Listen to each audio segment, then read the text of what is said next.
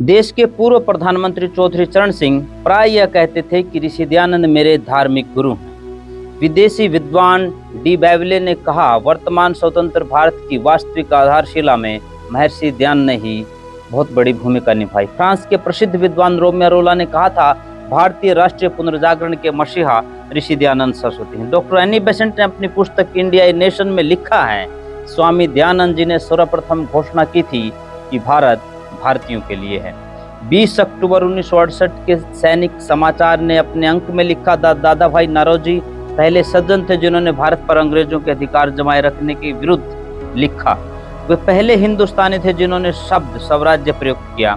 एक दिन लोकमान्य तिलक ने हैरान होकर देखा कि पारसी विचारधारा को मानने वाले देशभक्त दादा भाई नौरोजी सत्यार्थ प्रकाश के पन्ने पलट रहे हैं। आपने विनोद में पारसी देशभक्त से प्रश्न किया कि आप आर्य समाजी बन गए?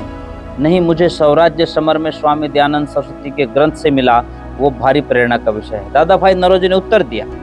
लोकमान्य तिलक ने 1916 में स्वराज्य मेरा जन्मसिद्ध अधिकार होने की घोषणा की थी, परंतु महर्षि दयानंद सरस्वती के विषय में लोकमान्य ने लिखा, महर्षि दयानंद जाज्वल्यमान नक्षत्र थे जो भारतीय आकाश पर अपनी अलौकिक आभा से चमके और गहरी निद्रा में सोए हुए भारत को जागृत किया, और स्वराज्य की वह सर्वप्रथम संदेश वाहक तथा मानवता के उपासक थे। स्वाधीनता आंदोलन के नेता बिपिन चंद्र पॉल जी ने अपने ग्रंथ वर्तमान भारत में स्वतंत्रता आंदोलन का प्रारंभ के अंदर इन शब्दों में प्रकट किया है कि यह दयानंद ही था जिसने उस आंदोलन की आधारशिला रखी जो बाद में धार्मिक राष्ट्रीयता के नाम से जाना गया।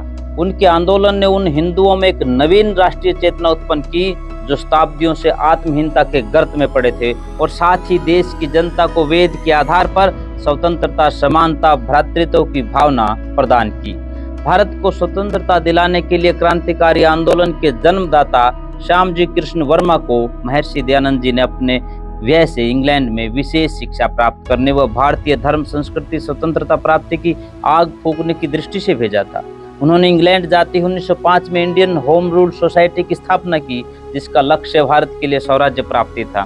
उन्होंने भारतीय समस्याओं पर विचार प्रकट करने के लिए वहां इंडिया हाउस की स्थापना की और अपने विचारों को प्रकट करने के लिए इंडियन सोशलिस्ट नामक पत्र भी निकाला।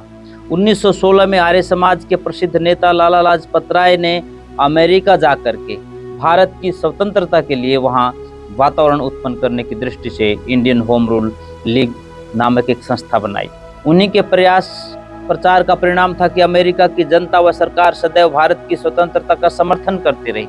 महर्षि दयानंद सरस्वती से प्रेरित होकर आजादी के आंदोलन में अग्रणी नेताओं में शामिल स्वामी श्रद्धानंद, देवता स्वरूप भाई परमानंद, लाला लाजपत राय, भवानीलाल सन्यासी जो दक्षिण अफ्रीका से थे, अंबा प्रसाद, जिंदालाल दीक्षित, दादा अर्जुन सिंह, चाचा अजीत सिंह, शहीद आजम भगत सिंह, लॉर्ड होर्डिंग पर बम फेंकने वाले भाई बाल मुकुंद जो भाई परमानंद जी के चचेरे भाई थे, शहीद आजम राम प्रसाद बिस्मिल, मदन लाल धिंगड़ा, श्यामजी कृष्ण वर्मा के विशेष शिष्य, तीनों चापकर बंधु, न्यायमूर्ति गोविंद रानाडे, परोपकारिणी सभा के जो सदस्य रहे, महाशय रतन चंद, डॉक्टर सत्यपाल, माता रत्न देवी, इंद्र विद्या वाचस्पति, स्वामी स्वतंत्रानंद, महात्मा आनंद स्वामी, महात्मा नारायण स्वामी, स्वामी सत्यदेव परिव्राजक, लाला सुनाम राय, खुशीराम भगवान दास, सुखदेव, प्रोफेसर प्रेमदत्त, वीरचंद्र सिंह गढ़वाली, स्वामी अभेदानंद, आचार्य नरदेव, चौधरी चरण सिंह चंद्रभान गुप्त, महात्मा आनंद स्वामी के पुत्र रणवीर सिंह, कृष्णानंद, प्रोफेसर ताराचंद, प्रोफेसर आनंद सिंह, बलदेव गाजरा, लाला जगत नारायण, युद्धवीर सिंह, भीमसेन सच्चर, लहना सिंह, श्यामजी कृष्ण वर्मा की प्रेरणा से गदर पार्टी की स्थापना करने वाले लाला हरदयाल जैसे सैकड़ों आर्य नेताओं ने स्वाधीनता आंदोलन का नेतृत्व किया। कितने ही ऐसे क्रांतिकारी थे जो भले ही सीधे तौर पर आर्य समाज से नहीं जुड़े थे, लेकिन आर्य समाज मंदिरों में, गुरुकुलों में, डीएवी स्कूलों में जहां शरण देते थे, वही उनके प्रांगण में बैठकर आजादी के आंदोलन की रणनीति बनाते थे। उस समय की कांग्रेस और आर्य समाज दोनों के नेता एक साथ मिलकर के आजादी के आंदोलन को आगे बढ़ा रहे थे।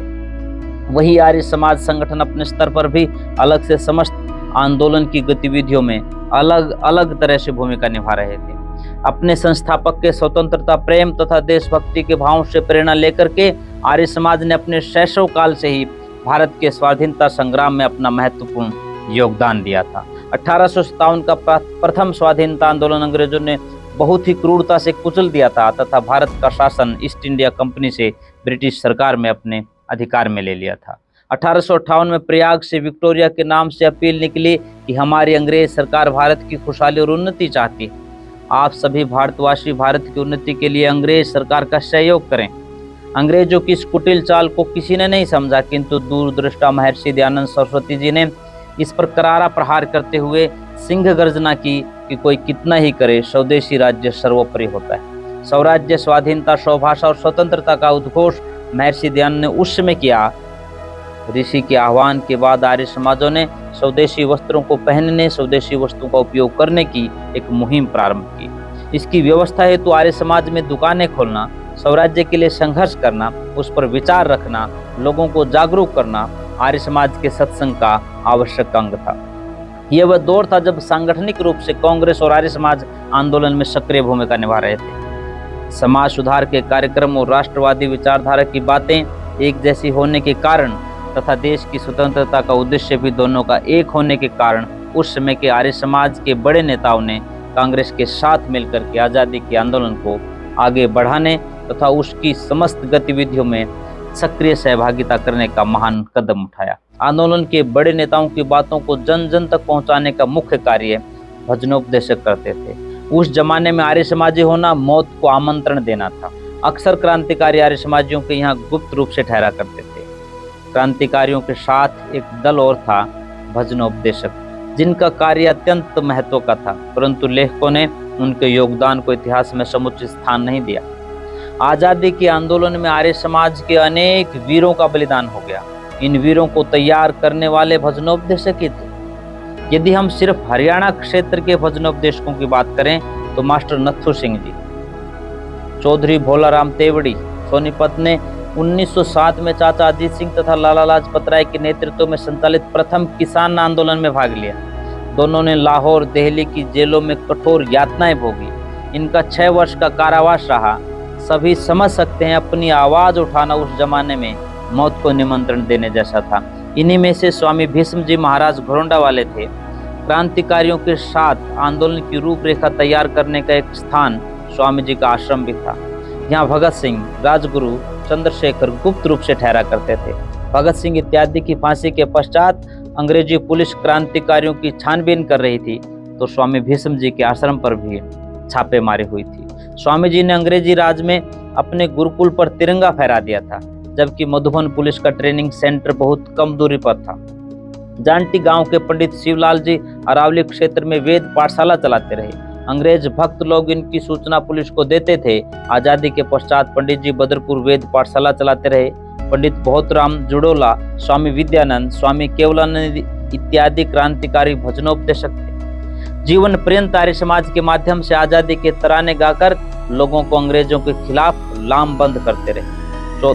चौधरी तेज सिंह, क्रांतिकारी भजन सुनकर के अंग्रेज बौखला गए। इनको पकड़ करके जेल में डाल दिया गया। इनके ऊपर अभियोग चला परंतु जेल से जल्द ही रिहा हो गए। चौधरी राम गोपाल छारा जैसे कर्मठ सेनानी इनकी प्रेरणा से कार्य करते रहे। ऐसे ही झज्जर के बुपनिया गांव के श्री पंडित बालमुकुंद जी थे। वो रेलवे में लोक पायलट थे। वर्ष 1919 में जलियांवाला बाग हत्याकांड के पश्चात आपने नौकरी से त्यागपत्र दिया। स्वतंत्र प्रचार करके आजादी के आंदोलन में कूद पड़े। इन्हीं के गुरु स्वामी नित्यानंद जी महाराज ने झज्जर में घंटाघर पर तिरंगा फहरा दिया था। खबर सुनते ही रोहतक जिले में हड़कंप मच गया। अंग्रेज मुखबिर इन पर निगरानी रखते थे लेकिन कभी हाथ नहीं आए। इनके गुरु चौधरी ईश्वर सिंह गहलोत भी पीछे नहीं थे। स्वतंत्रता का जम करके प्रचार किया। कुंवर जौहरी सिंह जैसे देशभक्त वीर इन्होंने तैयार किए। हैदराबाद के सत्याग्रह के समर्थन में विशाल जुलूस रोहतक की सड़कों पर शक्ति प्रदर्शन कर रहा था तो निजाम के लोगों ने अचानक हमला कर दिया। इसमें गुरुकुल भैंसवाल से चौधरी स्वरूपलाल, हरद्वारी सिंह तथा गुरुकुल के 35 ब्रह्मचारी बुरी तरह से घायल हो गए। इन्हीं में जींद जिले के पंडित प्रभुदयाल जी को भी गहरी चोटें आई। स्वामी नित्यानंद जी का सिर फूट गया। स्वस्थ होते ही ये आर्यवीर हैदराबाद में कूच कर गए। पंडित प्रभुदयाल जी लिखते हैं, हमारे गले में हारमोनियम, ढोलक वादक के गले में ढोलक, चलते फिरते हैदराबाद की सड़कों पर प्रदर्शन कर रहे थे। हमें पकड़कर जेलों में डाल दिया गया। निजाम सरकार सीमेंट मिली आटे की रोटी जब दिया करती थी उससे अधिक तो हम परिश्रम कर पसीना बहा दिया करते थे। स्वामी नित्यानंद जी ने हैदराबाद के वीरों पर भजन बनाया। इस भजन में सभी जत्थेदारों के नाम व गांव वर्णित हैं। श्री भगत फूल सिंह जी के मना करने पर भी जसराणा के कुंवर जौहरी हैदराबाद पहुंच गए। समझाने पर कुंवर साहब रोहतक आकर के सत्याग्रही भेजते रहे। पंडित भूराराम चिड़ी, पंडित बलवीर झाझर खांडा अलेवा सत्याग्रह में गए थे। इसी आंदोलन में चौधरी पृथ्वी सिंह बेधड़क को बेड़ियों में जकड़ा गया क्योंकि उन्होंने दूषित भोजन पर आवाज उठाई थी। निजाम के सिपाही बौखला गए, इनको बेड़ियों में जकड़ा गया। जेल से छूटने के बाद जब घर लौटे तो 6 महीने तक उपचार चला। स्वतंत्रता आंदोलन में रोहतक के चौधरी मेहर सिंह भजनोपदेशक को भी 6 बार जेल जाना पड़ा। कांग्रेस का जुलूस रोहतक की सड़कों पर निकल रहा था कि अंग्रेज भक्त लोगों ने इन पर हमला कर दिया। लोहारू नवाबी क्षेत्र में आर्य समाज की सभी गतिविधियों को कुचल रहा था। धर्मांधता में चूर नवाब के सिपाहियों ने जींद जिले के धारी भजनी को खाट से बांधकर बुरी तरह से पीटा। इसके पश्चात स्वामी नित्यानंद वहां सत्याग्रह का माहौल तैयार करते रहे। आर्य समाज ने हैदराबाद नवाब की तरह लोहारू के धर्मांध नवाब को भी घर में घुस करके रौंद डाला। सभी प्रतिबंध हटाए गए। वहां आर्य समाज नियत हुई, मंदिर बना। इसी क्षेत्र में पटियाला और जींद रियासत के विरुद्ध प्रजामंडल आंदोलन हुए। इनमें चौधरी धर्मपाल भालोठिया, महाशय मोजीराम मिश्री वाले, पंडित मनसाराम त्यागी पंचगामा, शिवकरण डोहकी, चौधरी भरत सिंह इत्यादि प्रमुख भजनिक थे। इस प्रकार हम यह कह सकते हैं कि देश की आज़ादी में आर्य समाज के संस्थापक महर्षि दयानंद सरस्वती से प्रेरित भजनोपदेशकों का बहुत महत्वपूर्ण योगदान रहा है। जहाँ इन्होंने अंग्रेज की यातनाएं सही हुई, घर घर जाकर आज़ादी के लिए लोगों को जागरूक किया तथा उस समय के नेताओं की बातों को जन जन तक पहुंचाने का कार्य भी किया। आज जब पूरा देश आज़ादी का अमृत महोत्सव मना रहा है तो इन महान आत्माओं को याद करना तथा उन्हें श्रद्धांजलि देना हमारा नैतिक दायित्व बनता है। भले ही आजकल के राजनेता महर्षि दयानंद सरस्वती और उनके अनुयायियों के आज़ादी के आंदोलन में योगदान की उपेक्षा करते रहे, लेकिन आज़ादी के अमृत महोत्सव और ऋषि दयानंद के 200 जयंती के अवसर पर आर्य समाज के नेताओं, सन्यासियों और उपदेशकों को तथा भजनोपदेशक तथा उनके कार्यकर्ताओं को यह संकल्प लेना होगा कि वो जन जन तक आर्य समाज तथा ऋषि दयानंद का आज़ादी में योगदान को गांव गांव जा करके बताएंगे। आर्य समाज के प्रचारक इस विषय में पारंगत भी हैं। वो कम से कम 1 वर्ष तक अपने प्रत्येक कार्यक्रम में इन बातों को प्राथमिकता दें। हमारे पूर्वजों के योगदान को हम ही प्रत्येक भारतीय तक पहुंचाएंगे और यही उनके प्रति सच्ची श्रद्धांजलि होगी। आज़ादी के आंदोलन में अपना बलिदान देने वाले समस्त ज्ञात व अज्ञात आंदोलनकारियों को हमारी ओर से, मिशन आर्यवर्त की ओर से और समस्त आर्य समाज की ओर से विनम्र श्रद्धांजलि। जय हिंद, नमस्ते।